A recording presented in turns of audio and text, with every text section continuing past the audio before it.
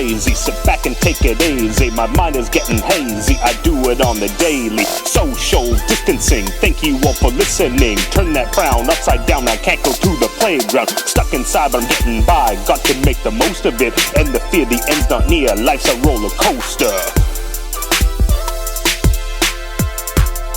So enjoy the ride. Hello, thanks for joining me. On this episode, I'm joined by my resident movie expert, Connor, to review and talk about two movies, Battlefield Earth on Netflix and Spider-Man Into the Spider-Verse on Crave. Next week, we're doing Crocodile Dundee and Extraction, both on Netflix.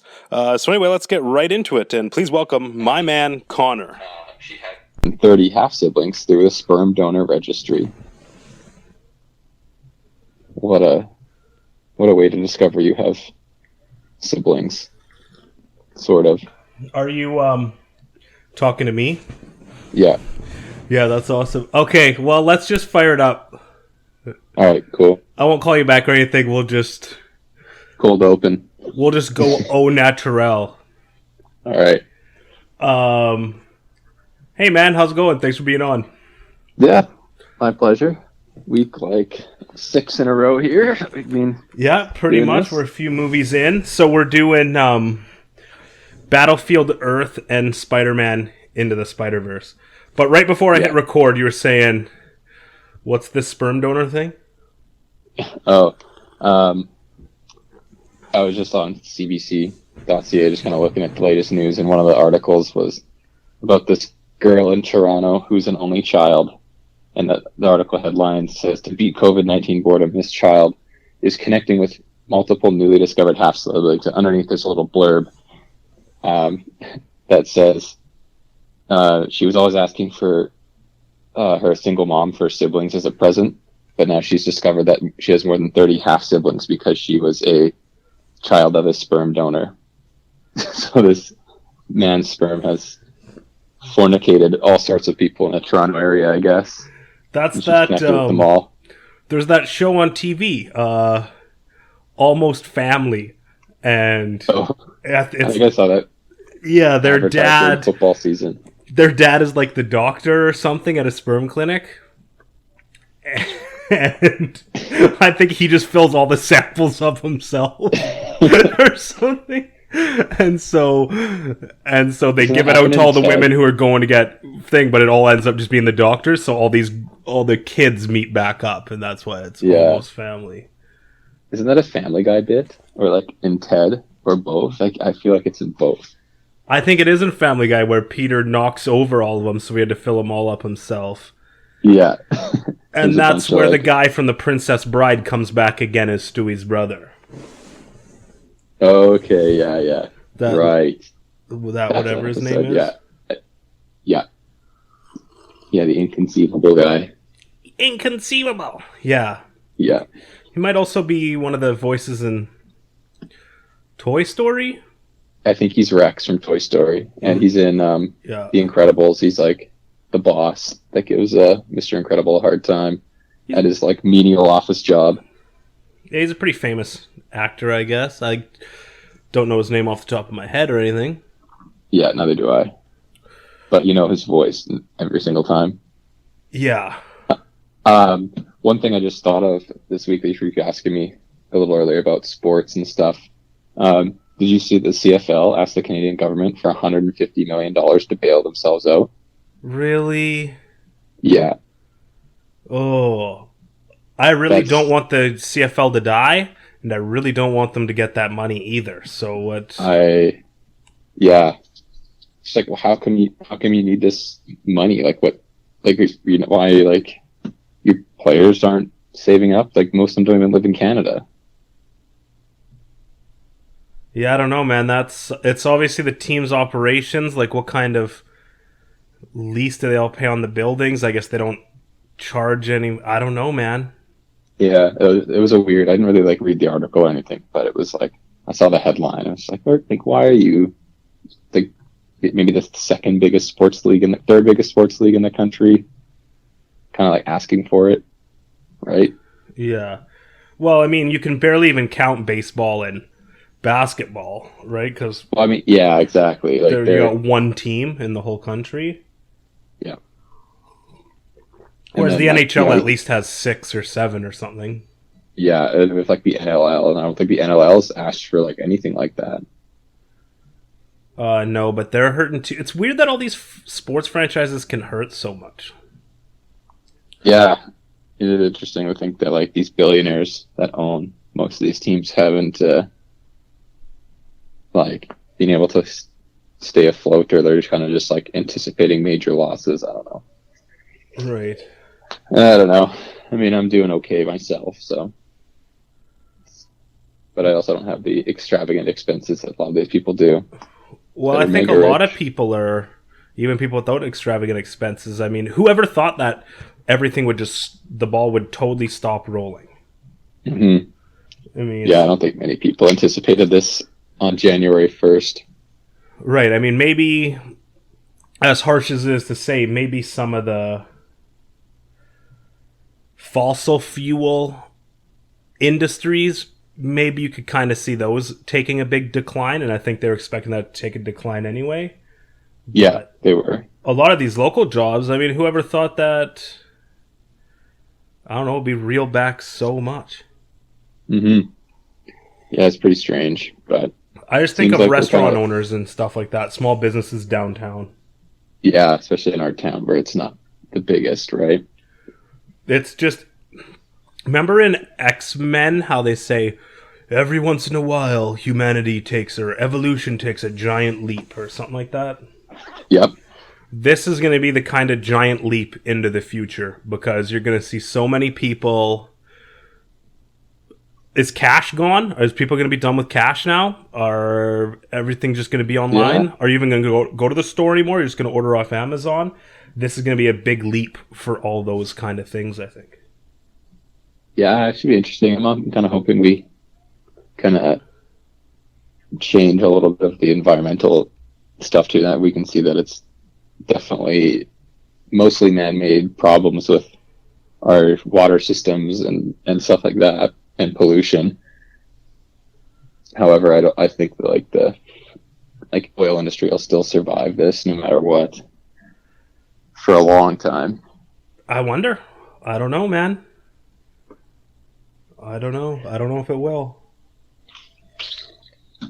Especially the Canadian one. Like if they're going to pull out all this cheap oil in Russia and in Saudi Arabia and South America and in the Gulf, and I think even the U.S. is just pumping out oil big time now. And maybe we're starting. I saw gas went up, actually. Gas is back up to 106.9. Yeah, it went from like last Saturday, I think it was like 86, and on Sunday it was like 94. And now it's, I think, yeah, you're right, like $1.06 right now. So it's gone up 12 cents over the last week at least. Thanks, carbon tax.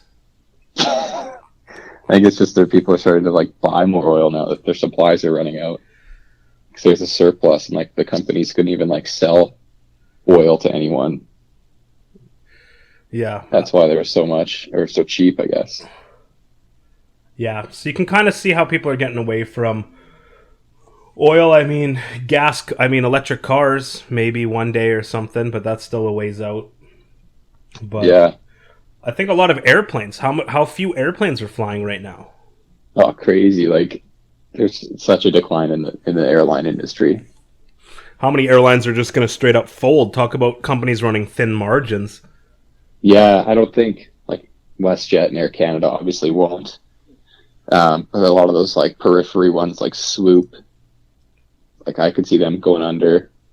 I mean, everyone in Canada basically flies 2 airlines anyways. Yeah. In America, you got those, like, big ones, like United and Southwest and Alaska. I think they'll be fine. But I know they have some smaller hopper ones that aren't quite as popular. What was the airline where they beat the guy up and dragged his bloody face off? I think that was United. Yeah. I hope they die. Awful airline company, man. Just because of that, or other stuff too? No, I flew United like maybe 5 years ago. We flew back on a red eye, Maui to LA. Yeah. And my dad and I got stuck in the last row of the plane. So my dad's like 6'5" and I'm 6'3", so it was obviously not comfortable flying regardless. But in the last row, you can't even recline your seat back. Oh. So we're like fucking sitting straight up, and they made you pay-per-view the movies, so you had to pay for like the little movie screen. Yeah. So obviously you're going to do that when you have 6 hours in the middle of the night. Yeah. And why didn't you bring your iPad or your Game Boy or something? I think I brought something, but I only had like limited selection on my like iPhone at the time. Yeah. So we pay for the pay-per-view, and you know how like most airlines have like, oh, you start this now, whenever, because it's on your own little TV circuit. They just ran their movies like a regular pay-per-view, right? If you like missed the first 5 minutes, you couldn't rewind it. Or if you got up to take a piss or something. Yeah, couldn't pause it. And so wow. And then so I watched X-Men First Class, and I'm like kind of like watching it, and I'm like, what the like? I swear there's like a couple more swears in here, or whatever. And then when Magneto pushes that Nazi coin through that dude's head at the end. Yeah.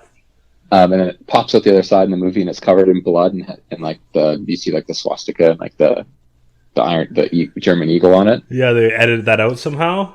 Yeah, it was edited. It was just like a quarter. So they edited their own movies and stuff on the fucking United Airlines flight. So not only could you not watch them on your own pace, you could not watch an actual movie that wasn't edited. And you paid like $6 or something for this service. Yeah, I did a WestJet to Mexico and back, like December, January kind of thing. And there you download the WestJet app. So obviously they want you to download the app, so they kind of win at that. But once you do it, then you just watch that on your phone. They don't have screens in the back of the seats or anything like that. For those ones, they don't. Because we did the same thing with the Dominican when we went there a couple years ago. Those like Canada to there, they don't have it, so you can use your app. But when we went Vancouver to Montreal to connect, they had like brand new ones on the back of the seats and stuff like that. They're awesome, like very like easy touch screen interface to use. So I don't know, I'd almost prefer that over watching it on your phone or your iPad. Yeah, I have a little case that opens up so I can kind of jam it in the person's headrest in front of me, so I don't have to be holding my phone or anything. Oh, nice. So, yeah, that's kind of works well. But for flying's so expensive, so I'm almost for. I don't even, if it saves money, don't even have the drink girls, don't even have movies. Cut the peanuts out of there. Like, yeah, if that saves money somehow, and that money is being passed on to me, the flyer. Yeah, I just like a little more leg room, That's what some of these, there's little charts you can see, like Allegiant and stuff that have they get in there and they measure, right? And they show how tiny some of the leg rooms are. And I'm tall too, right? I'm over 6. Anytime you're over 6 foot, that might not necessarily be tall by world standards, but by airplane standards, anybody over 6 foot is suffering on an airplane. Yeah, and I can never sleep on them either. So like sitting there for like hours on end, just bored to tears. If you're like technology isn't working or your phone's dead or whatever, it's just painful. I've always been a huge proponent of the Game Boy, even back in the day when you had the big gray one, and now even though I'm 30 years old, I still travel with a what's it called, Nintendo DS 3D XL or whatever. Yeah, Dylan brings the Switch, my little brother. He had the straight up Switch on the airplane. Yeah, I mean, I think I bring like games on my phone, or I went to Pittsburgh. I brought my Game Boy, went back to my parents' house, dug it out of the basement, and charged it up and brought it. So it was like super easy to kill 3 or 4 hours on a single charge, and you're almost done the flight at that point. Yeah, sometimes you can. A lot of airplanes now, especially the ones I've been on the last 5 years, you can plug in on the airplane, so you never have to worry about power and stuff. Yeah, that's nice to have. Because before it was kind of like, if your phone died, you were kind of screwed. Sit there and just like twiddle your thumbs. I wonder what these pro athletes do. Like, what are the teams you think that travel the most? Obviously, if you have a team like the New York Yankees or something, they don't travel as far. Obviously, they come out west once or twice a year. But you look at Seattle Seahawks, for instance. The Canucks have the worst travel schedule in all of pro sports, I think. Right, the Canucks, because they're so far away from everything, or even Edmonton They're so far west. Oilers or something like that, right? Yeah, like their closest team is, well, it's going to be Seattle in a couple of years, but Calgary like or Calgary, and San it's like Jose. 45 minutes an hour. But like, because they have to travel internationally so much, so you're clearing customs quite often, right? Like if you're going to Florida, like if you're playing the Panthers, that's like literally a cross country and cross continent flight. Yeah, to Vancouver. There could be some nice flights in and out of Vancouver from everywhere, but maybe Winnipeg, like you might have to take 2 or 3 flights to make it to. No, there's direct. They charter too. I'm sure these pro teams they rent out the whole airplane. Yeah, they have their own planes a lot of the time. Like I know, like the San Francisco 49ers were like in the 80s. They were one of the first teams to get their own like jet. Right. And they would just fly with a chef on there and stuff. Oh, that would be awesome. Okay, here's one for you. Some of these Southwest United States single A, double A, triple A baseball teams. Ugh. Who they're probably taking overnight buses. The WHL. Think of Kamloops Blazers. Man, like, those poor kids, dude. Like I remember like taking the bus to fucking like Langley for football is like crappy enough as it is. But like taking the bus to drive from, you know, if you're like the Wheat Kings, you're driving to like Prince Albert and fucking Regina and Saskatoon, and then you're coming back on those like boring ass highways. There's nothing to look at for like 7 days in a row. You're doing this bus trip every single night. Prince George Cougars, like. Yeah, we're probably the closest team to them, or maybe Edmonton, and us and Edmonton are probably both 6 hours away from Prince George, and that's the closest team. I know, like, you know, playing in the BCFC for football, we kind of had it not bad compared to, you know, the Rifles or like the Saskatoon Hilltops, where, you know, you play a smaller schedule, but you're having to drive at least once every second year to Calgary and Edmonton. And like Winnipeg, it's like at that point you might as well try to fly yourself there. Right. So there's like funds. So in junior football, there's like a Prairie Conference. So there's a British Columbia Conference with 6 or 7 teams, or there might have even been as many as 8 teams back in the day. And then the next one over, and then there's obviously one in Ontario. Yeah, which are really bad. The Ontario one's really bad. Yeah, they're all in like the GTA area though. Right, but then the powerhouses come from like Saskatoon and Regina and stuff like that, right? Yeah. And they would have to play teams, you're saying, in Edmonton and stuff? There's 2 teams in Edmonton, 1 team in Calgary, 2 in Saskatchewan that we just named, and then 1 in Winnipeg. So that Winnipeg team would have to travel to Calgary. Yeah, I think they like flip the trip every like year. So 1 year Winnipeg goes there, and the next year Calgary goes to Winnipeg, kind of deal. Oh, they don't do a home and home like the BCFC would? No, I don't think so. Or they might, or they kind of made. I don't know if they have it broken up. But it's like if you're gonna play 2 teams, you're gonna play 2 that are in your own province. So Winnipeg might play Regina twice to kind of fill out like an 8-game schedule or something. Yeah.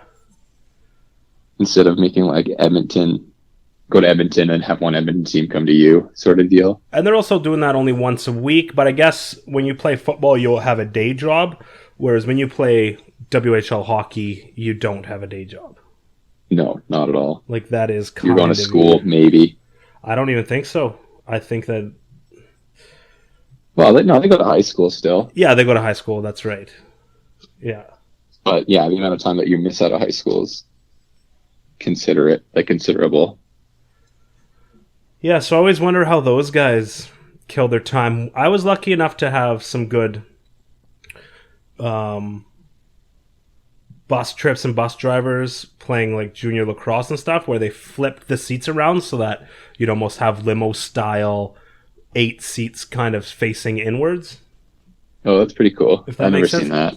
And you can play poker, or you can kind of BS a little better. Yeah.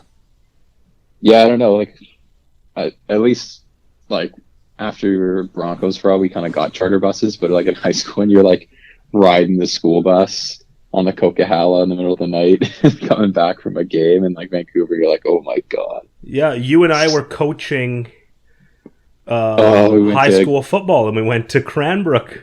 Holy Christ, that was a fucking on a school bus journey, man. Yeah, in like October too. It was a long trip. There was snow at the top of on the mountain passes. Yeah, and we go there, and like the ref walks out, and he can barely walk. Like the ref had a broken leg or something. Yeah, and then they got like two dads whose bellies were hanging out under the bottom of their golf shirts, being the other two refs. Yeah, we absolutely crushed that football team. They were so bad, man. Oh, those poor kids, dude. And then we had like no business even winning a game in our like conference almost that year. Like our team wasn't anything good, and we still beat them 99-0. Yeah, something ridiculous. Man. It was like watching like Pee-wee football players try to tackle like seniors in high school. And they couldn't even all come to rest at once right before the ball snapped. Everybody's supposed to be completely stationary. They couldn't even get on that same page. Like, it could have been a penalty every play. Because all their guys couldn't even stand still for 1 second. Yeah, but, it's always fun to play in games like that. It's like, as a player, you're going to win. Yeah, and we had a fun... go out there and roll. And it was fun going down there with the kids and long trip, roll them and whatever. But as soon as I saw those refs come out of the locker room and... Oh, boy. You knew... Yeah, there were some major homer refs there for the most part, I think. Yeah, exactly. We had a bunch of coaches too, because I think Coach Graham might have come with us. Big Mac, me, and you. Yeah, I think you're right. I think Tony, Kamloops Hall of Fame, Tony came. Yeah, yeah, he still comes on all the trips. That's awesome. Yeah. I had like 10 tackles one game, and he took the stats and gave me 2 tackles, and I was fucking rattled when I was in high school. Hey man, those stats matter, especially tackles if you're trying to play somewhere else. Yeah, it's so hard to see, man. He's standing on the sideline. He's got like thick ass glasses. He's got a pen and a paper. Yeah. Okay, well, do you want to get right into these movies here? Yeah, I don't know, which one do you want to do first? Let's do Battlefield. So we have Battlefield Earth and Spider-Man Into the Spider-Verse. Yep. Not too sure which one I liked more, but let's start with Battlefield. Get out of here. This is a definitive clear cut, which there's a won a fucking Oscar for being the best animated movie that year.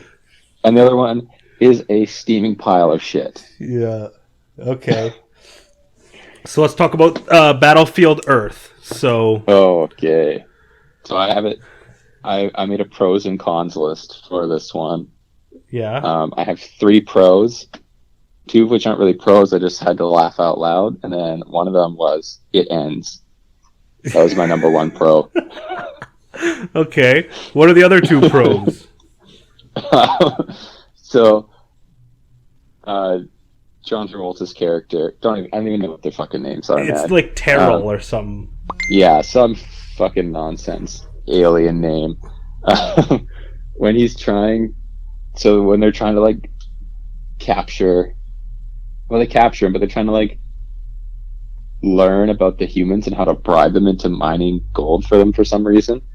And he like grabs Barry Pepper after they've seen him eating rats in an abandoned mall, and they're like, that must be their number 1 cuisine. Look how fast they eat it. Yeah. And it looks so scrumptious. It's like a fucking raw rat.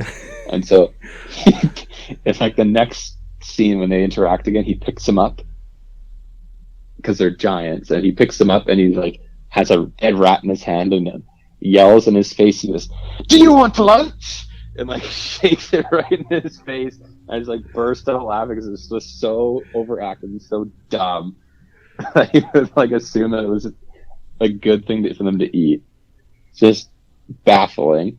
And the other one was, I have my note is long tongue chick, and I don't know why I put that as a pro. I think I just thought it was hilarious that John Travolta has his girlfriend, and like the number one thing she does is just stick out this like Oh yeah, long serpentine tongue, and that came out of nowhere, and it looked awful.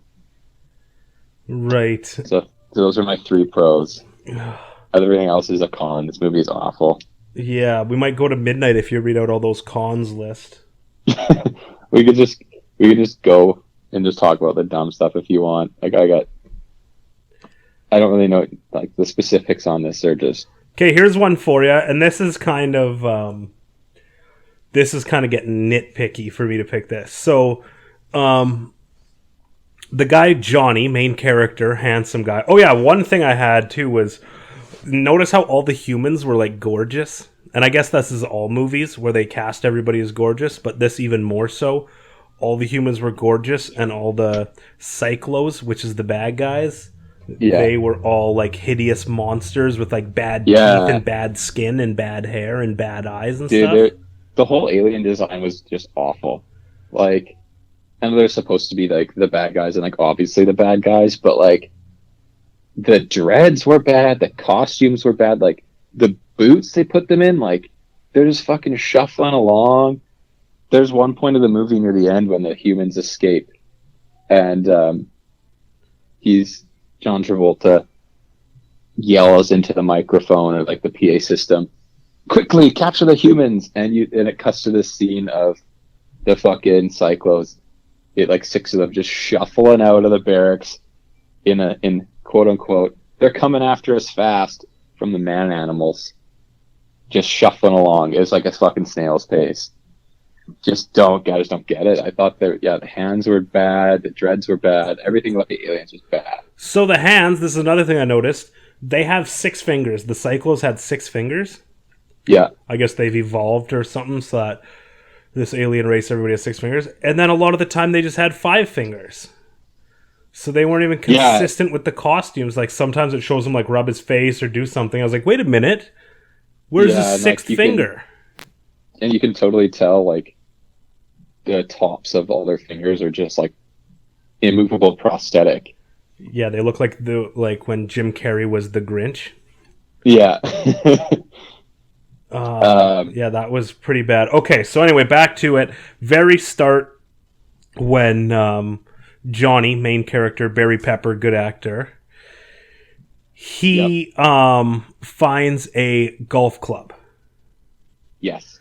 So they run out or something. The Earth, it's like the distant future. I think it's the year 3000 or something. It is. And the world's all grown over. And these guys chase him into a mini golf course.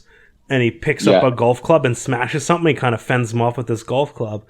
Well, it's a mini putt course. And he's got a 9-iron. So you would never use a 9-iron on a mini putt course.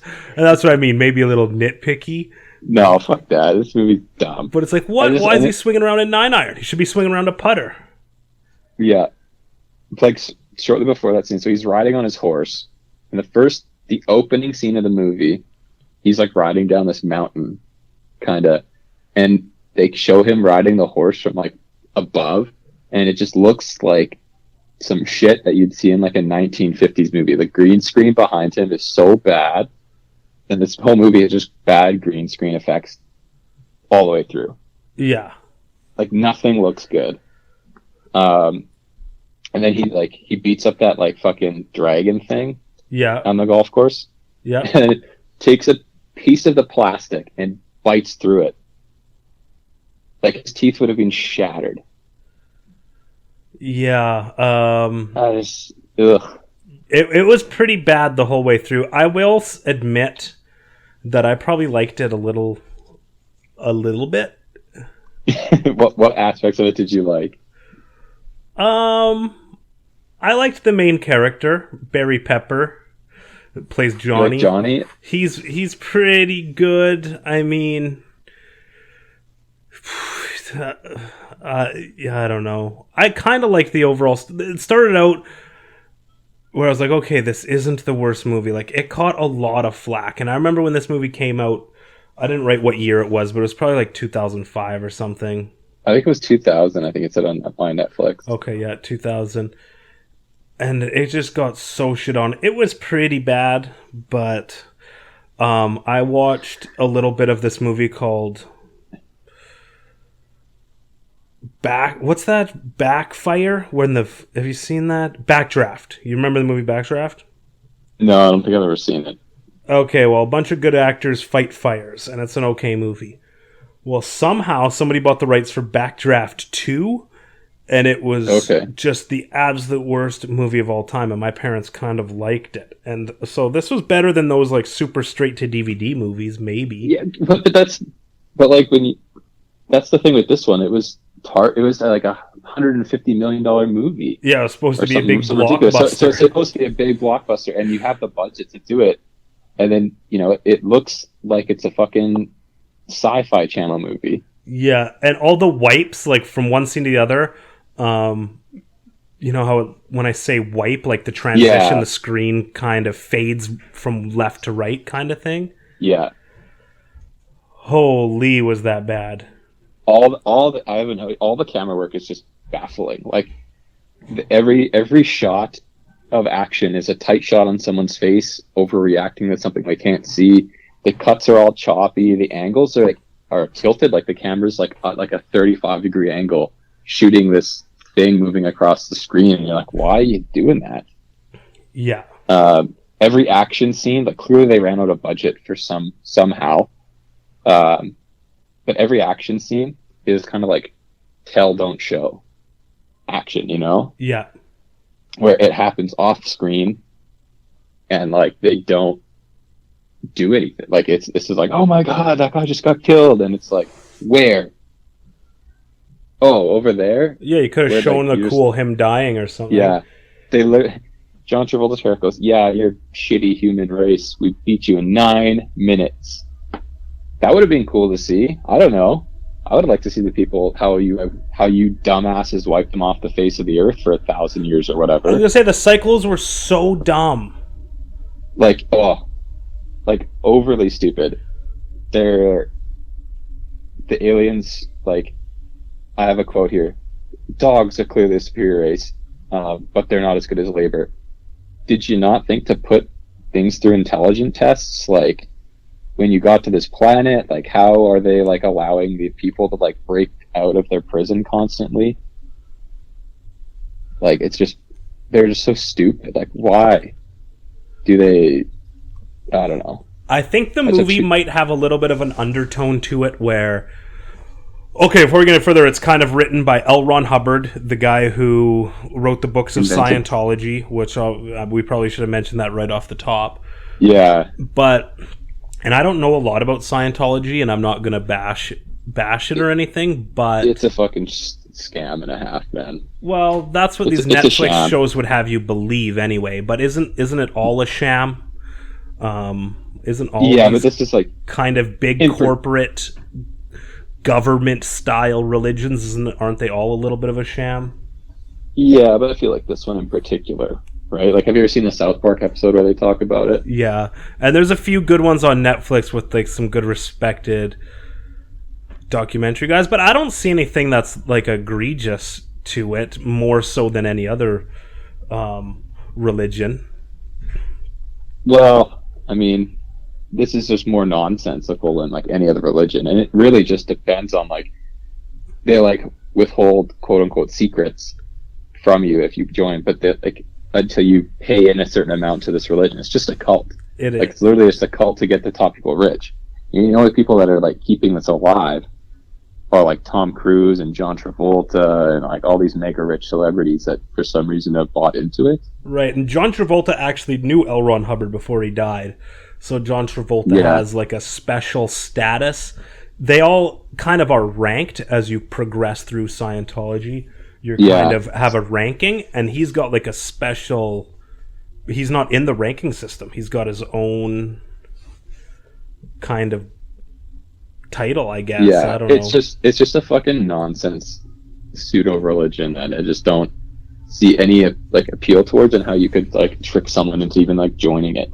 Right. Anyway, so my point with all this is that it kind of has an overtone of like pro-human race kind of thing. That's probably why they were all gorgeous. Yeah. So it's kind of like, yeah, humans are the real master race of the universe, which maybe Scientology kind of touches on. I don't really know. Yeah, there were so many. Like I couldn't imagine reading this book at all, because in the movie they just wedge so many themes into it, right? Like there's like pollution is bad because we like the cyclones can't breathe our oxygen, but we can't breathe their like polluted air. Yeah. Humans are slaves, so slavery is bad. Corporate greed, because the cyclones came to Earth to take over for some fucking reason, I don't know why. Colonialism is bad. Anti-poaching, because they don't want to go out and shoot humans or something stupid like that. I don't know. There's just so many themes for such a irrelevant movie. You like deal with all this stuff. Right. And so what kind of basically happens is they tell the story of how the cyclones come and imprison all the humans, and the humans become an endangered species and are basically reverted back to cavemen almost. I did not understand why they went with that direction of choice. We somehow had 2,000 years plus of like society where we haven't been wearing loincloths and had language, and just because we've lived for 1,000 more years, people have decided to still speak English in America, which is fine, but start wearing loincloths and grunting like apes when they see each other, and like in sort of aggression style. Yeah. And use like spears and shit. Went very reverted back to cavemen. Yeah. Yeah, like when he first sees them, like Barry Pepper, when he hits that mini golf course, and those two guys come up on him, and he turns around and he goes, ooh, ooh, to like scare them off. I can't do it, man. Like I knew this is a long one. Yeah, I don't know if they do, like, so you said they speak English, but we kind of see the cyclones speak English, and we see the humans speak English, but at the start there's kind of a little, they learn each other's language bit. So, no, so I think you as the viewer views it in English or something? Yeah, so the way it works is, if you're viewing it from the human perspective, before Barry Pepper learns Cyclo, it's English when he's talking to humans, 'cause that's the language we hear, but you can't understand the Cyclos. And then we switch to like just John Travolta and Forrest Whitaker talking, and then you can understand their language. And then once Barry Pepper learns their language, then we can do both. But then there's a scene later in the movie where he knows they don't understand English. They're like whatever people are speaking then, and he throws those like video recording discs to the people trapped in cages. Yeah. And he's like audibly ape grunting at them for instructions to like keep it away.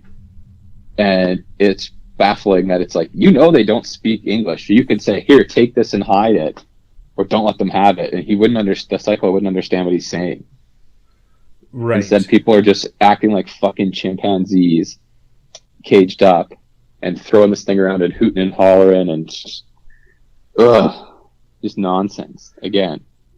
And then, okay, so John Travolta's character is kind of the leader of this outpost on Earth where they've taken over the humans. Yep. And then they get this idea to make the humans, which they think the humans are useless, but they kind of make them start mining gold for them. Yeah, I didn't understand why he wanted the gold. So that he could look good. Because if he brings them gold, then they'll get him off this shitty Earth planet or whatever, I guess.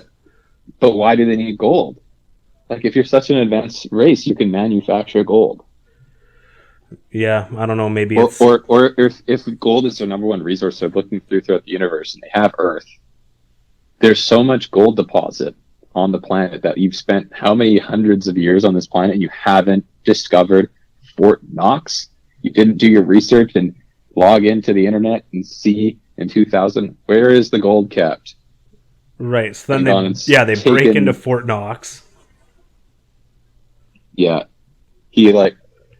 So one thing, that's probably the dumbest thing about this movie, is once they kind of, the Cyclos brainwash Barry Pepper with some terribly CGI'd alien and machine thing, and he learns their language and how to do their stuff. Okay, I'll give it a stretch as sci-fi, like, who cares? But then he can all of a sudden, like, read English, and all, like, every single, like, book in, like, the fucking Library of Congress, he goes in there and reads, and can read the English language now. But he hasn't learned the English language because they don't know the English language either. I was going to say, like, and if that learning machine could teach them English language, then they would know Fort Knox, and they would know all the secrets of the old Earth. Exactly. All right, and then they come across that military base. So they start putting weapons. So they go to Fort Knox, steal all the gold, so that they can give that to the aliens, so that instead of mining for the gold, they can just give them the gold, and meanwhile plan a rebellion. So he learns all this shit about. He goes to John Travolta's character, brings him to the Library of Congress, being like, read about how shitty your people are, whatever. He reads the Declaration of Independence, and then he learns extremely high-level mathematics and mathematic equations in a matter of, like, hours, and then remembers them all, and then goes and tries to teach them to all the humans. Yeah. That have, like, no schooling, no education, no nothing for hundreds of years. And they're just like, he's like, yeah, this fucking triangle is equal to the hypotenuse of this one over here, and blah, blah, blah. And they're, like, drawing shapes on the ground. Like, they don't fucking understand what's going on. I don't even understand half those math equations, let alone fucking 1,000-year-old people. Okay, so then they take these people, and they go to that military base, and so they get all the Fort Knox gold, and they're like, okay, well, we have 2 days to plan a rebellion or something. Yep. And they have a flight nuclear simulator. Warhead. So they all learn how to fly. So later on, it comes into it where they all learn how to fly jets. They have like a fleet of. Let's be specific. Harrier jets. Yeah. Yeah, maybe the most difficult. Like, you can spend your whole life training on how to be a pilot, and maybe not even be good at flying these things. Yeah. These guys, they had about 20 jets. And they had 2 days. So they each got like 1 hour in the flight simulator. Yeah, that still worked. No wiring had rusted. Their fuel was still topped up. Their missiles were still able to launch. And they were able to maneuver these jets in between buildings so they could hover there and then fight the aliens. That was absurd. And absolutely nobody had battle. Yeah, nobody had any schooling or anything. How would they even know anything? And here they are. They have 1 or 2 hours. Yeah, 1 or 2 hours, and they friggin' are. I would love flight masters. Oh, the directorial decision to put that in the movie, if that wasn't in the book, would have been hilarious to be a part of that meeting and be a part of like the special effects team that was like, you want us to put what in here? And not to mention they like Barry Pepper dismantles a fucking nuclear warhead that has been sitting there for 1,000 years with no issues, no nothing. Just reads a textbook probably and knows how to do nuclear physics and make bombs, and these people are loading hundreds of pounds of missiles onto their Harrier jets. Oh. And he knows that if they blow the nuclear bomb on their home planet, that it will react with the atmosphere and blow the planet up somehow. Yeah, not scorch the surface of the planet, but literally blow it up like Krypton into space dust. And you can kind of see that Forrest Whitaker's character is actually a pretty legitimate, like I don't want to say nice guy or something, but maybe has a little bit of compassion, and maybe they do have a little bit of humanity in these monsters. And yet Johnny thinks it's okay to just destroy the whole planet with probably 50 billion of these aliens on it. You know what? Just mass murders the whole civilization. I'm fine with that. They mass murdered our whole planet too, so fuck them. Well, the military guys did, but what about, I'm sure there's got to be some peace-loving aliens on that planet. So, Yeah, maybe. So like they mention it, like kind of the start of the movie, that they took over Earth in 9 minutes, and our weapons were useless against them. So in 1,000 years, they used the same weapons that they had and take back Earth, I guess. 20 untrained, uneducated humans take back Meanwhile, Earth. the world's military might couldn't take down these fucking aliens at all. Like, they must have came at us with some crazy weaponry. Because those guns that they have are awful. And their ships are so slow and immaneuverable if a Harrier jet can take it down. Yeah. Like, it's not like they rolled in Independence Day style and flattened our cities. Yeah. Oh, man. Yeah, a lot of that was just like, what? Why? This is so bad. This is so stupid. Yeah. And then, so, there's another bit. So, one thing I didn't get, which makes no sense at all, which is a theme for this movie, is inside their, like, domed complex where they're, like, terraforming the atmosphere so people can't breathe in there, but they can. Yeah. Clearly there's no oxygen because humans can't breathe. So aliens, so that like the cyclists can breathe in there. But there are plumes of fire everywhere in there. Everywhere. So the main component of fire is oxygen, other than fuel. So there should be no way fire can sustain in this, like, in their complex. Yeah, I think Star Wars does that too, where they're blowing stuff up in space and there's fire, and it's like, well, I don't think there could be fire. Yeah, but I don't know enough about I'm a little the more physics forgiving of of that. Star Wars. I also... So if the space shuttle understand. blew up in outer space with all that fuel and explosions and electrical short circuitry, there wouldn't be fire, you don't think? What would the blow up look like in space, I wonder? One of, like, our shuttles? Yeah. Or I think there would be a slight explosion from the oxygen inside the shuttle happening. Yeah. But I feel like it would... it might be like a brief burn up. I don't know. If you take spark to jet fuel in the vacuum of space, maybe nothing would happen. Yeah, I don't know. Yeah. There's a question for another day. We'll come back to that one. I don't know enough about the physics behind that, really. No. How did they catch his girlfriend? They just kind of, like, had her at some point. Don't they have all the people? They had her on the neck thing. They had her neck thing on, didn't they? No, because she, like, goes to rescue Barry Pepper, leaves her, like, village. Yeah. And all of a sudden, there's a demonstration of cattle slaughtering for some reason. And then they, like, drag out his girlfriend and be like, we found your woman. Here she is. They didn't even show that, like, how she got captured or when she got captured. They just had her. Yeah, I guess not. What did you think of their little, like, revolution after they all broke out of their prisons? I don't know. I guess I kind of liked it. And then they caught John Travolta and they blew his arm off, and now he's kept captive. Yeah. In a room of gold. Yeah. Their big plan.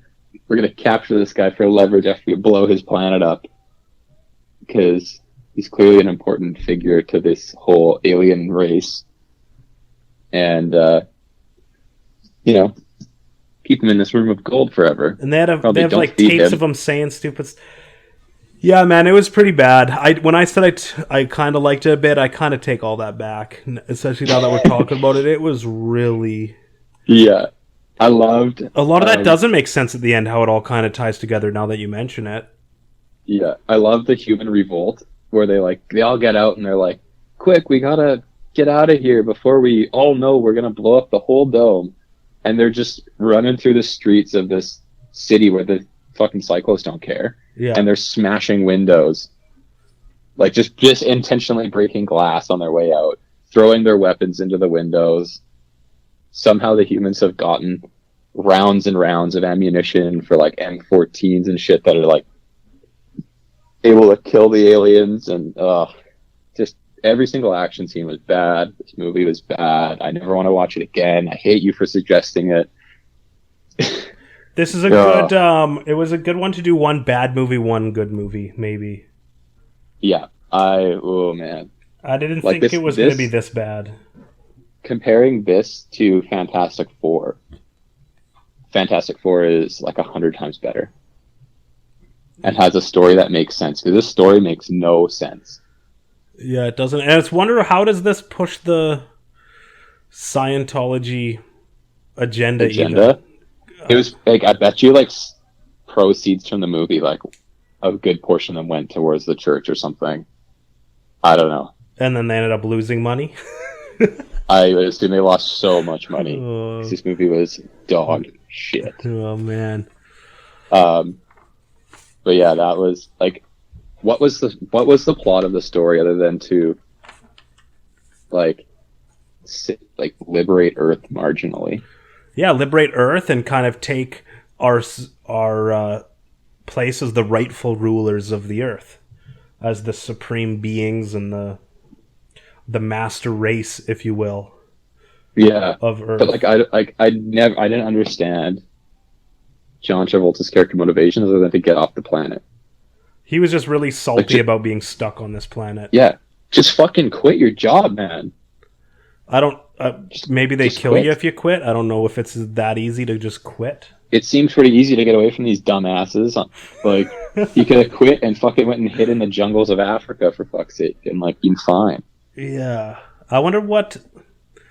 It didn't really show much of Earth. Earth might have just been like everything might have died. It looked kind of wastelandy, but there was still some trees and nice scenery. It's because the only good place on Earth is America, apparently. Yeah, I guess. All we saw was Denver, New York, I think, and Washington. And the aliens leave the humans with a ship to fly to Washington to learn all this stuff, to get the army stuff, when they just come back and pick them up. Yeah. All right, we're going to leave you unguarded on this mountainside for 2 weeks. You can mine all the gold and put it in the ship, and I'll fly over with this really crappy-looking drone just to make sure you're doing your jobs. Yeah, just like little plot hole after little plot hole like that. Yeah. Well, that about sums up everything I had to say about that dumpy movie. Yeah. And we've probably even talked about it too much. Yeah. We'll just be happy we don't have to watch it again. Thank Christ. Yeah. Okay, well, before we get into Spider-Man, I'm going to pour myself another tea right here. Nice. So what kind do you have today? Hey? What kind do you have today? It's still that stuff those English guys gave me. Oh, nice. That's probably super good tea. Oh, man, it is the best. Okay, here, give me 10 seconds. Okay.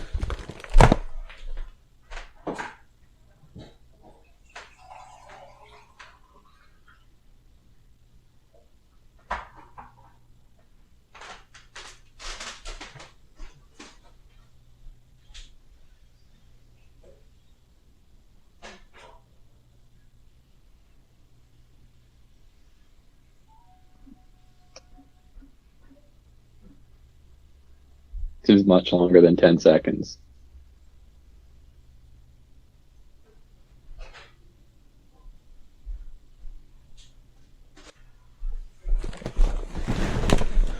Okay, we back.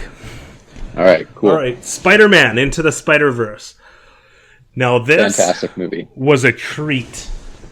Yeah, had you seen it before? No, I hadn't, but I had heard. Oh, no way! I had heard people talk about how awesome it was, but it was never on any. It was in theaters, I think, and then it wasn't on any streaming sites that I knew of or watched. Yeah, so I had seen it twice before this. So. Oh, really?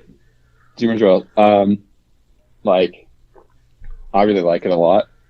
Fun note, though. So the directors for this directed like 21 and 22 Jump Street. Yeah. And then off the back of those, they got hired by Disney to direct Solo. And so they had like shot like 60% of Solo, and Disney was like, yeah, no, this isn't what we want for Star Wars, so you guys are fired. And so then they brought in Ron Howard and reshot Solo. And I've made my feelings very aware on this podcast before. Solo sucks. for the most part. And so they got fired off Solo and then made this movie instead and won an Oscar for it. So I think they got the last laugh. Yeah, it was pretty awesome. I liked the story. I liked all the kind of parallel universe stuff. Yeah, I think that's a super fun way to like introduce people to like, because everyone knows Spider-Man's origin, and I like kind of how they brush over a lot of it. Yeah. In terms of like, you know, they have like, oh, yeah, everyone knows I'm Spider-Man. I got bit by a spider. I did all this crap. Yeah, we don't need to hear that story again. Yeah, so I think they did a lot of good stuff with that, and in terms of everyone knows the story. Let's just get to the parts what we need to get to. And there's so much weird Spider-Man comics out there now of like offshoot characters, a different universe Spider-Man. Like we have the 5 or whatever we get in this one are all like sweet and they interact well with each other, and they have like a very good play off of the main 2 characters, I find. Yeah. Who is your favorites of the Spider-Man or women? I really like Spider-Ham. Yeah. John Mulaney was such a good cast for that guy. Because you're like, okay, this is stupid. They have like a pig that's a Spider-Man. Haha, funny. They do this just for jokes, and he turns out to be super badass and like slinging around and pulls out his big hammer. He's kicking ass. Yeah, he's from the Pet Avengers universe. Yeah, and I liked the Japanese girl that was like a Japanese. Really, that's my least favorite of the one. And she just she pilots robot Spider-Man. Yeah, I really like the original Peter Parker from this universe. Yeah, he gets killed by the Kingpin like really early on, and he's kind of like a mix of like all the live action Spider-Man at that point, and he's definitely like the number 1 Spider-Man. And then they have Peter B. Parker, who's kind of like the fat schlubby Spider-Man whose life hadn't gone quite as good. Who's 40-something, and he's broken up with MJ. He's divorced from MJ. He's got a beer belly. Yeah. He's wearing sweatpants. he's out slinging around in all the Spider-Man's armor, but then from waist down he's wearing sweatpants. I hope that is as a playable skin in the new Spider-Man game when they put that out. Yeah, so Miles Morales plays a big part in... So I'm sure these are all based on comics, but in the video game, Miles Morales does become Spider-Man at the end, so it is kind of... I was very familiar with that story, and his dad's a cop in the video game and stuff, so it kind of ties together a bit. Yeah, they're an Ultimate Spider-Man, which is like another Spider-Man universe they made in like the early 2000s, I guess. Miles Morales, becomes the only Spider-Man because the other Spider-Man gets killed. Right. So like his universe is the Ultimate Universe is kind of the one we see there. So Miles Morales is the Spider-Man in that universe, and Peter Parker is no longer. And I think I like Miles Morales as a character. I think he's a good representation of a community that needs a hero like that, and is a mixed race kid, which is like really connects with a lot of children around the world. And in comics, where like for so many years it was just like, hey, I'm white and I'm a scientist, or I'm white and I'm rich, but my parents died. Yeah. You know? So I think that like it kind of sheds diversity on a medium that like is needed. Yeah. So obviously his mom is... So this might just be me being ignorant, but his mom is obviously some sort of Hispanic or Latin, I guess you could say. Yeah. And his dad's a black guy. Why is his last name Morales? Maybe it's not his real dad? Yeah, because his dad's name is Jefferson, right? In the movie. Yeah. I think it might be his real dad. I don't know. Maybe. Why would he take his mom's name? Yeah, I'm not sure. I am not sure. Yeah, kind of. But yeah, I thought the dad, their father-son bond in it was really good. Mm-hmm. I thought they played really well off each other, and the dad means well the whole time, and his Miles is kind of being angsty teen and goes through the transformation of being on his own. But when his dad almost gets killed in the game, he gets killed, like the Spider-Man video game. His dad dies, right? Yeah. Yeah. The Green Goblin kind of blows him up. Oh no, Yeah, no! so- Mr. Negative is trying to kill Yeah. Right. Osborn, and it ends up blowing up his dad accidentally. Yeah. So yeah, I think they cast all of it well. I really like the Prowler as the villain, Yeah, his uncle. yeah, I think that is a super interesting dynamic that they have, where his uncle's kind of like his like confidant and really great like family member that he trusts and connects with, but then it turns out he's a villain. And I think the casting of like Mahershala Ali to be the voice of it worked out well. It's too bad that he's kind of only going to be in it once. And probably won't be in the sequel. Are they doing a Spider-Man Into the Spider-Verse 2? Yeah. Nice. I really liked... probably my favorite character in this is the Spider-Man Noir, played by Nicolas Cage. Yes, I was going to say that. This is 2 Nicolas Cage movies in a row. Back to back. Yeah. This one is considerably better than National Treasure. Yeah, I like Noir Spider-Man. I hate using that costume in the game, but I really like the like hilarious kind of like put like shots they take at like 1940s cinema and like how dark and brooding he wants to be, but he's still like a genuine hero on the inside. Yeah, and he has the colorful Rubik's Cube. Yeah. That he takes back. A lot of good jokes, a lot of good humor. I mean, made for kids and stuff, but also made for adults. Yeah, and comic book fans. Like, I think the animation style, like, really is a revolutionary animation style that we probably will see a lot more of. Yeah, that was wicked. Yeah. Yeah, just all in all, really, really good, well thought through, and the whole multiverse thing means you can tell whatever Spider-Man story you want because there's so many multiverses yeah, like I'd be really down for them to like in the next one bring in Tobey Maguire and like a live action Spider-Man into that universe. I think that'd be really fun. Oh, that would have been cool if there was a live action Spider like in the cartoon. There was Space Jam style. Yeah, like just kind of bring like, I could see Tobey Maguire doing it now, or maybe Andrew Garfield to like bring him in there and just like pal around for a minute, or Miles Morales kind of goes through their universe for a brief second. I hated. What was the second guy? Not Tobey Maguire. Andrew Garfield. Oh man, did I hate those Spider-Man? Bad Spider-Man casting. Dude, those were. I'm such a big Spider-Man fan. And those, like the first Tobey Maguire one, I mean, people shit on it, but it was really good. Yeah, it was really good. The second one is incredible still, in my opinion. Like, yeah, with Dr. Octopus and yeah, that was really good. And the third one was kind of maybe a little bit bad, but the whole series got a bad rap because of that one.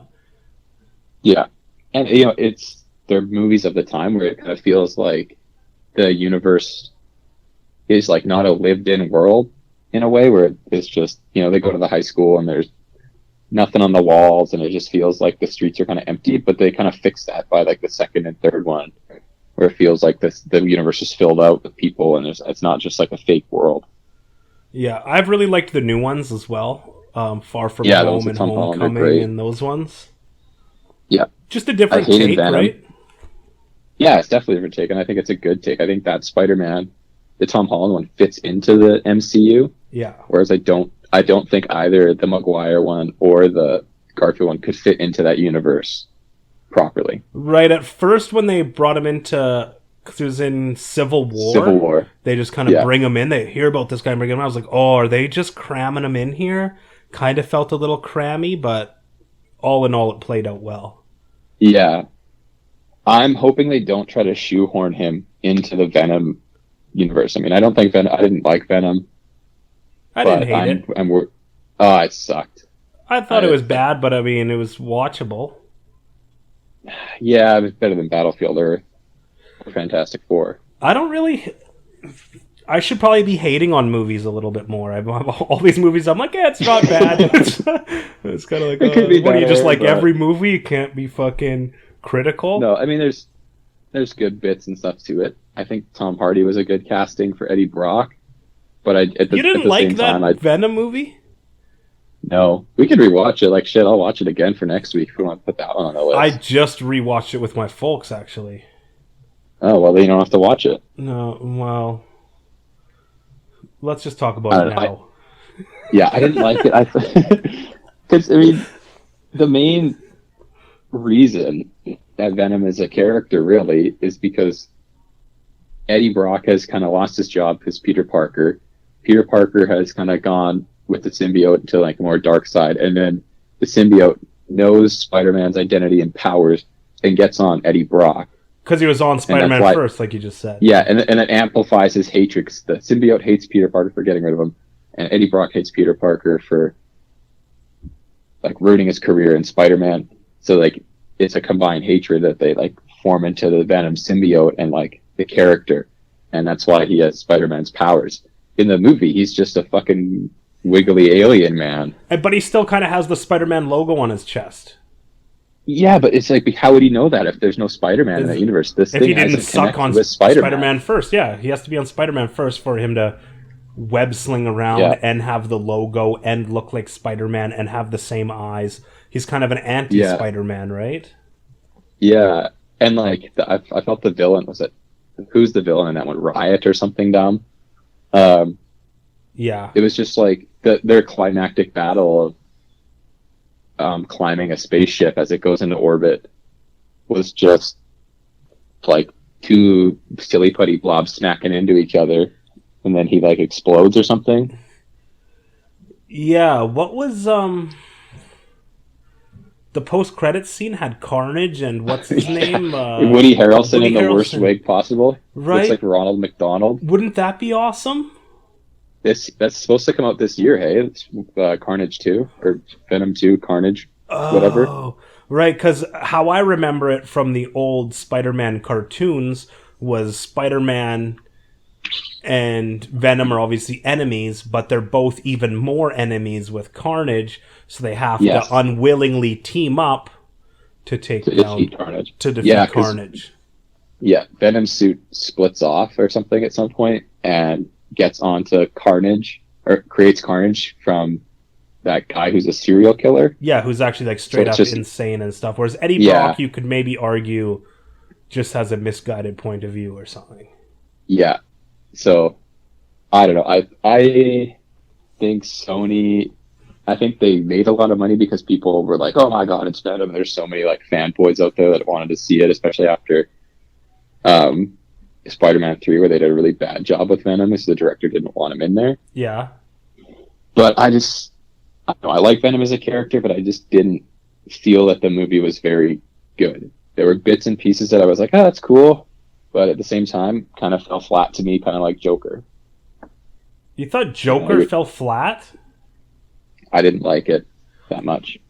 Oh, I guess this is why it's good to have two opinions on the show, because that was one of my favorite movies of all time. Really? I don't know. I think we've talked about this before. Joker spoke to me, man. I don't know. I feel like if you are putting the Joker into a movie without Batman, and you're building him to be the Joker in this Batman universe, it didn't work. Like they weren't doing that though. They weren't worrying about building him into anything. They were just doing their own thing. Yeah, but the Joker's Batman's number one enemy. Bruce Wayne is like 10 years old in this movie. So you're telling me in like 15, 20 years, the Joker who will be in his like 60s is going to go toe-to-toe with Bruce Wayne? Well, he might not be prime of his life Batman. Well, maybe, or maybe you don't have to worry about any of that because that's not how this universe goes. It's not, but even like the fundamental flaws of the Joker is like, yeah, he's like schemer, as he says in like The Dark Knight. So he has a scheme and a plan. That whole movie, he just relies on dumb luck and no plan. You got to kind of forget about all you know about Joker and Batman. But you can't if you're into those things, right? Like, it's the Joker. He's supposed to be this character, and I'm fine with like the give and take of like creative liberties. Parallel universe, though. This is maybe not the regular Joker Batman. This is another multiverse scenario, perhaps, or something. It is, but so much of the Joker's origin is tied to Batman. And they've done the Joker and they've done Batman. They've beat that all to death. How many Jokers have we had through the cartoons and the old TV shows and all these movies? You know, but the reason the Joker's so compelling is because he's the antithesis of Batman. Yeah, Batman has rules and stands for something, and the Joker has no rules and doesn't stand for anything. I would have liked to have seen the Joker. I'm not detract. A little more genius, a little more scheming. That's the thing. That's genius. why. Yeah, so everything that happens to him in that movie happens unintentionally. The only thing he kind of plans is to kill Murray at the end of that movie. Right. I would have loved to have I mean, seen... he doesn't... He kind of just reacts to those dudes beating him up on the train and kills them, which is fine with me. They were douches anyways. But he kind of just goes on a whim and kills those guys in his apartment and steals his mom's thing and kills her. And then, like, he only gets out of prison because the, like, city riots around him for no reason. Right, so maybe, here's kind of two little looks at it. Maybe one is that this Joker just inspires the next Joker, because it kind of inspires the whole town to be the Joker. So maybe this isn't the Joker. Maybe this is just the first one. And I do like the Joker not having a origin story, and him just, for Spider-Man's sake, is that he just comes out of nowhere, and it's like, what the hell? Who is this guy? Nobody knows. He's just out of nowhere chaos. Yeah, that's the other thing. Like, I mean, yeah, they have contradictions to, like, his story. He's, like, not a reliable narrator. But at the same time, you have a name for this. If this is a Joker, you have a name for him. You have a backstory for him for most of it. And you kind of go, that doesn't kind of fit with who the Joker is. Like, in the Batman comics right now, there's 3 Jokers. They've just been, like, kind of immortal through time. So I'm okay with he's not the first one, but you need to, like, explain it, and I don't know if you'll get an explanation. Or what if instead of mashing it... So I'm sure you and I would agree the DC universe, talking about falling flat compared to the MCU. Yep. Kind of... I mean, I'm going to go ahead and say it. I think it sucks. I mean, I'm not going to speak for you, but a lot of those movies... Wonder Woman was mediocre. A lot of these Batman versus... Man of Steel was good. Batman versus Superman was mediocre. Justice League sucked. I haven't actually seen Aquaman, but I know you like it, and another friend of mine hated it, so I can't really... But it kind of sucks. So what if instead of tying Joker into that universe, what if they just... I don't think they will. I really like the setting. It was kind of, late 70s, early 80s or something. New York City, where it was kind of grimy. It's before the internet, before cell phones and stuff like that. You know what I mean by the setting? Yeah, it was like 1980 New York, gross, depression. Yeah. Economic hardship for all. Or Gotham, I guess we should say. But I guess Gotham and New York are kind of the parallels a bit. And what if they brought Batman into that era? And so now he's using technology that maybe was made in the year 2000 or something, but it's now experimental technology back in 1980. And, might be able to use some of that technology and be more detective-y and more grimy Batman, 1980 Batman. Yeah, which is, I could see that working, but you've already established in that universe that Bruce Wayne is 10 years old. Oh, yeah, I guess so. Right? So you're either... And Batman doesn't really, I'm going to say he doesn't time travel, because he does in some comics, but in that world... It does not make sense for Batman to time travel at all. Like, that's a realistic and he's a little world. Kid, like you said. I guess they can't just make him 30 right away. Yeah. That's kind of the same problem I had with the TV show Gotham, where you have Bruce Wayne as this kid and all these fucking Batman villains running around attacking the city with Jim Gordon. And you have, teenage Bruce Wayne, attempting to fight crime without the Batsuit and everything. It just didn't work for me. So much of what makes those villains compelling is how they play off of Batman and the world that, Batman's trying to solve all these crimes, and sometimes he creates a villain unintentionally. Yeah, and Or I the mean, city. Batman has awesome villains. Yeah, arguably the best. Yeah, Spider-Mans are pretty good too. I mean, to tie it back into Spider-Man. Yeah, I mean, what'd you think Supermans of the are villains kind in the of, movie? you know what I mean? Well, Lex Luthor, a big rich guy, meh, whatever. I guess that's kind of cool. Superman's off-world villains are impressive, and I think that's one thing that's lacking from a lot of his movies. Right, like you have Brainiac and General Zod. Bizarro. Who else?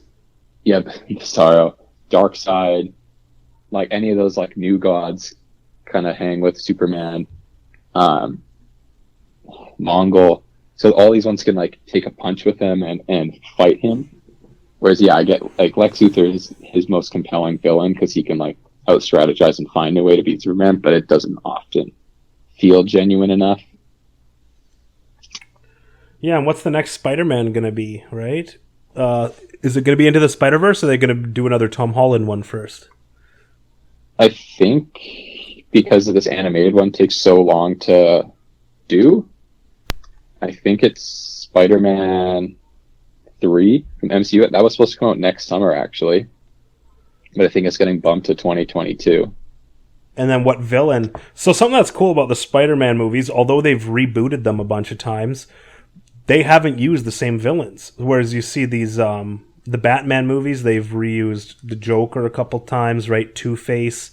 These guys have all been recycled, Bane. I guess. Yeah, Bane, right? They've used these a few times, whereas the Spider-Man movies, I don't think they've repeated a bad guy. Well, they kind of had like the Green Goblin twice in the original one. What do you had him twice? Like they had like Green Goblin, yeah, and then they had the new Goblin, James Franco, on a snowboard. Yeah, but there's the Green Goblin and the Hobgoblin. Yeah, that's but he was fine. Really the Hobgoblin, but yeah, no, I got you. I got what you mean. They haven't used Venom twice. Where if they do tie Venom back in, he'd be used a second time, right? Mm-hmm. But all the other guys, I like that. I do think that we're in for we should be in for more Batman villains, like some different ones. And we've had like the Scarecrow briefly and the Joker a lot, but I think we could be in for like when the Batman comes out. I don't think the Joker will be the primary villain. There's going to be a bunch of them in there. Like I know the Riddler, Penguin's in there. They haven't used the Penguin since the first one, right? Yeah, they cast Colin Farrell as the Penguin in the new Batman movie. Oh, so we already know it's going to be the Penguin. Well, it's a bunch of villains. There's the Riddler in that one, the Penguin, Catwoman, and there's a couple more. I think that they've. How many Catwomans have we had too? Fuck, it seemed like they beat that to death. I know. Yeah, it's just because they work well with Batman. It's kind of his love interest. So. Yeah, and she's a bad guy, a robber, and he's kind of the opposite. But yeah, I'd like to see a little more maybe like small plots with Batman villains, like Clayface or Crocodile, and the video games are really good for that. They have all the they have a bunch of backstories on all the characters. Yeah, Calendar Man or like other shit like that. Pig, who's kind of a creepy serial killer. But yeah, I think I'm interested to see the next live-action Spider-Man and see how they kind of pull him out of that. Everyone knows his identity and stuff. I think there's rumor that Daredevil's going to be his lawyer in Spider-Man 3. Like the Daredevil from the TV shows? Yeah, I've heard there's rumors that Charlie Cox will be his Spider-Man's lawyer. Oh, that would be sweet. Yeah, because I actually like that casting. It'd be cool to bring him and the Punisher into the MCU. That would be cool. I really liked that Daredevil TV series. Yeah, all those TV shows became very samey, in my opinion, after a while. Like there was just like I didn't watch Jessica Jones and the other one either. Although my friends tell me to, I haven't done it. Yeah, I haven't. I liked the first season of The Punisher. Daredevil was kind of the only one I stuck with. I watched Luke Cage season 1, hated Jessica Jones season 1, and then I didn't watch Iron Fist. And The Defenders was boring. Right. Have you seen The Boys? I'm sure I've asked you this. The Boys on No, Crave? I haven't seen it, but you recommended it a while back. It's good. I like swear words and boobs and blood and stuff, right? So Yeah. Yeah, speaking of that, Westworld ends tonight, season 3. you know what? Hopefully That's on it's good. Crave. Yep. It's really good, man. I know you're a big fan, so I came across that on Crave, and I'm like, oh, Connor loves this shit. Yeah, it's definitely binge-worthy. And then, oh yeah, one other thing too. So I was editing some of this video before, and I was gonna put like your picture up in the corner, something like on the phone with Connor or something. And Yeah. so I creeped your Facebook, and I was going through like maybe there'll be a good one of you like in your football gear or football picture or something. And about 10 profile pictures into it, there's my old profile picture that I had tagged you in, and you had commented, JJ, I'm not in this photo or something. Oh, And you're is that still rugby? tagged in it. Yeah. And you're still just me goofing around in the and then you're tagged in it, and you have a little conversation with somebody like, why am I in this? And she's like, yeah, thanks for the heads up. So that was just very funny. I had never seen that. I don't know why you got tagged in it. I'm gonna look right now. And I don't know why I never saw you that conversation or you asking the question, hey, man, why am I in this picture? Yeah. Let's see. And I don't know why you didn't untag yourself in it. It's just nice to have tagged photos, man. I don't know. So it's just me and a couple rugby buddies just being jackasses. And you're like, hey, man, thanks for the tag, but I'm not in this photo.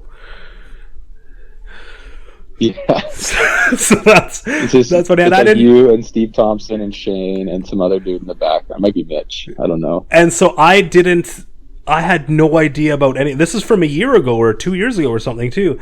Yeah. And until I was creeping your profile a week ago, I was like, I came across this and had a good chuckle. Like, what the heck?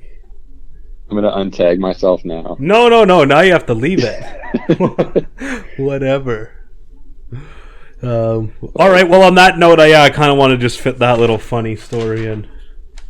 Yeah. We didn't talk about movies for next week. Well, look in the link below, and maybe this time I'll actually link it below or something. I'll put. I have one suggestion. Okay. Extraction. I heard that's pretty good. Okay, Extraction. It's that Chris Hemsworth one on Netflix that got released. Okay. It's like an action movie, so I'm into that one. Okay. Oh, is it like an army guy one? Yeah, I think so. I might have seen it. It came out maybe last week. Oh, okay, then no, I haven't seen it. There's another one where Chris Hemsworth is like in Afghanistan and has to. Yeah, it's like 13 something or whatever. Okay, then yeah. They ride horses. I don't know. Right, so this is a different movie. Yeah. Okay, well then let's think of another one, just right off the top of our heads. You got any other ones thought of? Trying to think. Rise of Skywalker comes out on Disney Plus tomorrow. Dude, the Star Wars sucks. I'm just gonna say You're a big hater, man. I'm just gonna say I don't know why, like this franchise, and I was talking about this with my buddy Kyle the other day. The franchise sucks. Like they've been having all these movies, and they've all been bad except for the original 3, basically. So they've made 3 good movies, the first 3, and now they've pumped out 6, 7, 8 new ones, where maybe 1 or 2 of those new ones are good. How are they still making money? How are people still big Star Wars fans, you know? I don't think they all suck. There's definitely the 3 new ones are just straight hot garbage. Yeah. Like nothing good about the first one was pretty good. Episode 7 was good. But I wouldn't say good. I don't know. Maybe because there was hope that the next movies were going to be good, but that hope's all Rogue gone. One. Rogue One was good. I'll give you that. Yeah. I don't know. I'm a fan of Episode 3. I don't hate the Phantom Menace as much. I hate the Phantom Menace. I hate the second one. I hate Solo. Number 3 was okay. Rogue One was okay, and the original 3 were good. 6 isn't very good, in my opinion. Return of the Jedi. I don't think it's that great. Oh, really? I liked it. Yeah. With the Ewoks and the blowing up the Death Star again. They kind of had to tie it up somehow, I guess. Yeah, let's see. So I'm saying Extraction. What are you thinking for another one? I haven't thought about it at all, so I don't even want to. I'd like to do something on Crave, because now that I have access to Crave, I see they got a good lineup of stuff on there. Yeah, they have tons of shit on there, man. Okay, well, we'll decide off air or whatever, and then at the top of the show, I'll talk about, like when I say, this episode, blah, blah, blah, I'll say next week we're doing Extraction and enter next movie that here, works for me. or whatever. Yeah, cool. Okay, well, I'll look that up, and other things I had on the list I'll talk to you about. Maybe we'll talk about next time. The Last of Us finally got re-announced is going to come out. Oh, yeah? When?